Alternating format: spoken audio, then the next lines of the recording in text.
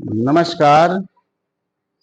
आज मैं आपके समक्ष इस वैदिक ज्योतिष सेंटर मोतिहारी चैनल के माध्यम से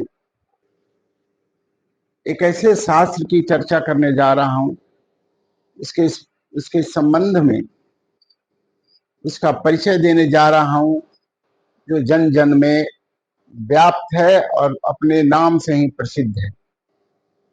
वह शास्त्र है ज्योतिष शास्त्र,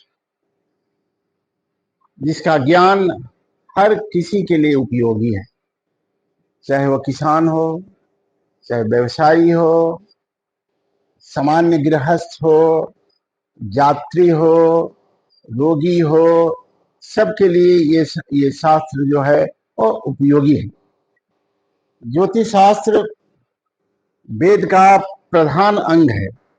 वेद के 6 अंग हैं, उसमें ज्योतिष शास्त्र है।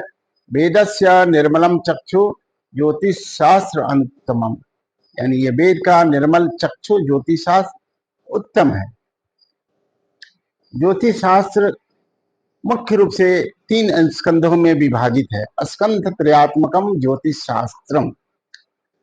इनके तीनों स्कंध जो हैं वो गणित है, संहिता है और होरा है।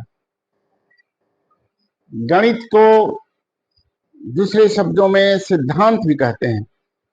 इस ज्ञान के माध्यम से आप ग्रहों की गति, उदय, अस्त, अहरगण, ग्रहण आदि समस्त ग्रहादिक विषयों को जानते हैं, समझते हैं।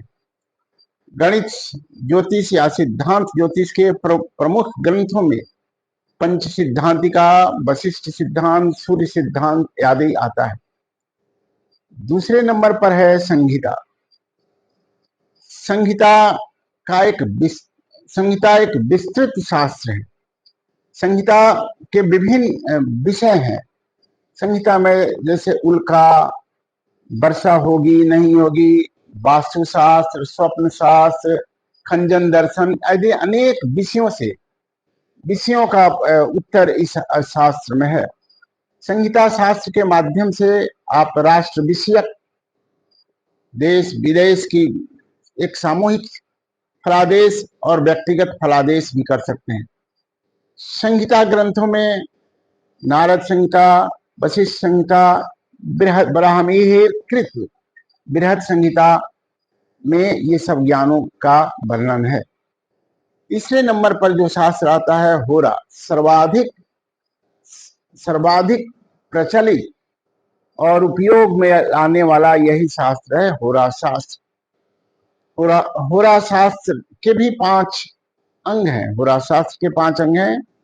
उसमें जातक जो प्रथम है, मुहूर्त, प्रश्न, शकुन और वर्ष फल।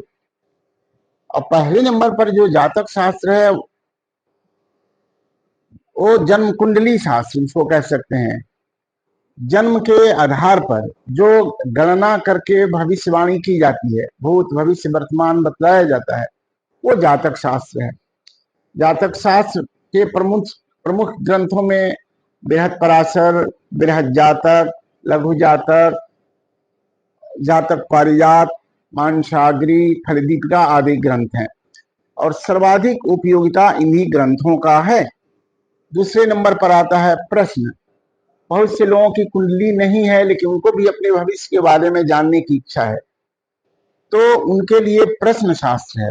जब वो ज्योतिषी से प्रश्न करते हैं और प्रश्न के आधार पर एक कुंडली उनकी बना करके और जो भविष्यवाणी कहने की जो प्रक्रिया है, जो ज्ञान है, वो प्रश्न शास्त्र में आता है।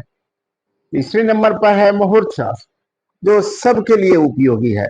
हर चीज के लिए मुहूर्त का उसमें वर्णन दिया गया है।